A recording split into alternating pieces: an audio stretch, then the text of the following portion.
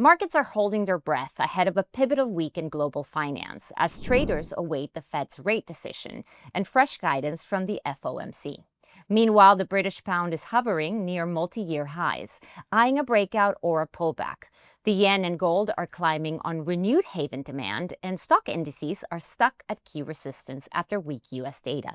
The question now is, will the Fed tip the scales? I'm Johanna Bota, and with us today is Forex.com's market analyst, Razan Hilal. Morning, Razan. Good morning, Joanna. It's great to be back here. Markets are looking pretty tense ahead of the Fed rate decision and the FOMC outlook. I bet. We have all been waiting for this. So let's start with the dollar, which seems to be holding before such a big decision, and also the FOMC outlook. So tell us what you're seeing.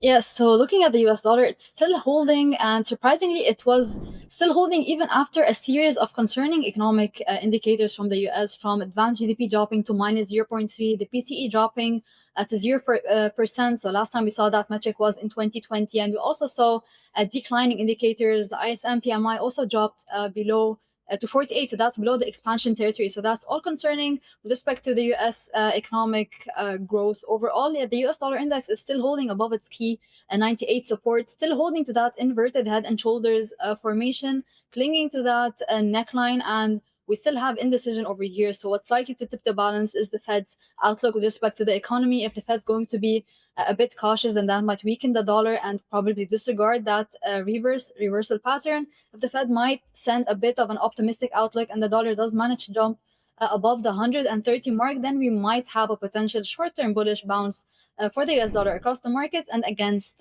the currency market as well. This rate decision is obviously going to have consequences everywhere. So let's talk about the British pound, which actually is trending above its 2007 trend line. So what can we see then?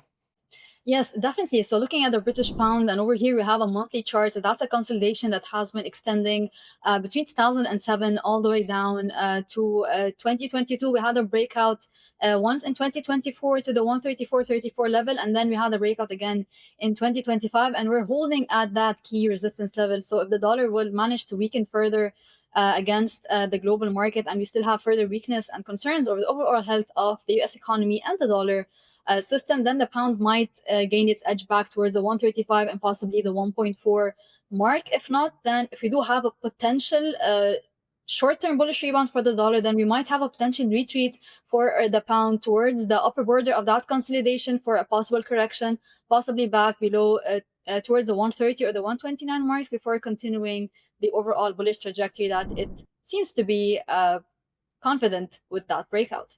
And what about the dollar yen? Because the dollar seems to be weakening against the yen alongside gold, obviously both safe haven assets here. Can you tell us a little bit more about that and what kind of impact the FOMC guidance will have on it?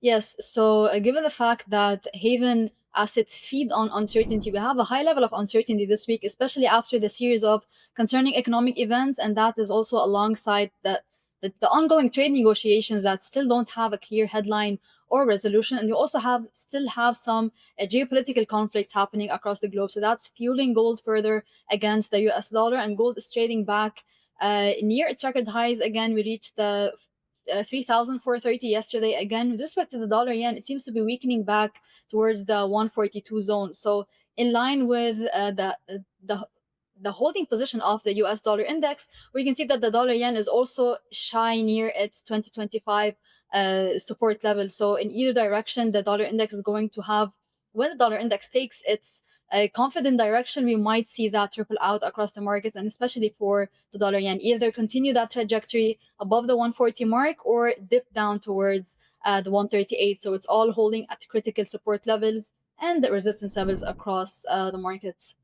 And last but not least, the last graph I have in front of me right here, the indices, which seems to be holding at key resistance levels before the FOMC outlook again. And obviously, we had some concerning U.S. data come out. So what can you tell us about that? Yes, so with respect to the US market, we saw some resiliency, especially after the positive mega cap earnings that we saw the previous week. Yet, with respect to the uncertainty for the trade war outlook and the tariff consequences across the globe, alongside the concerning economic indicators, we can see that that risk appetite is on hold on key levels. So if you do have a possible green light from Powell's outlook, that might give way for further risk appetite to push through above these key levels. So for Nasdaq, we're looking at the 2300, for the Dow above 41,500, the S&P above the 5,700 mark.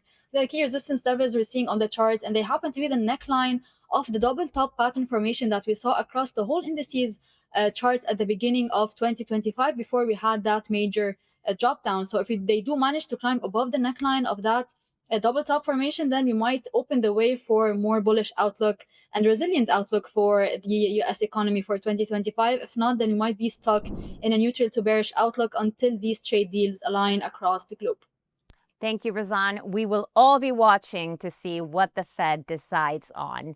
And thank you for watching. For more financial content like this, please like and subscribe to our channel. See you soon.